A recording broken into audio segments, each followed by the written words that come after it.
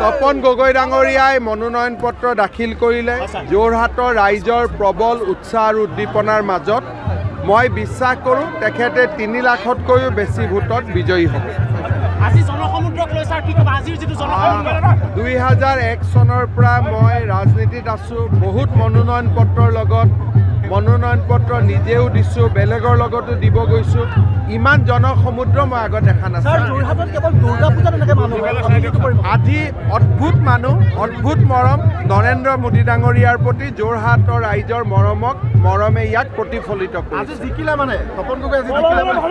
আপোনালোকে মইনো কি ক'ম, আপোনালোকে দেখিছে। ৰাইজে ক'ব তপন গগৈ জিকিবলৈ নাই আজি জনসমুদ্ৰ দেখাৰ পিছত।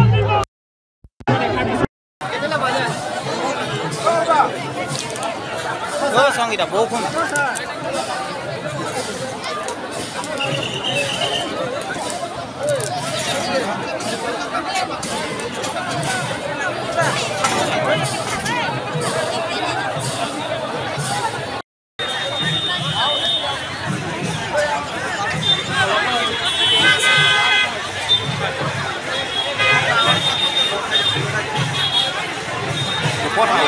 ওপৰত হ'লে ধুনীয়া ভিডিঅ' পাবা।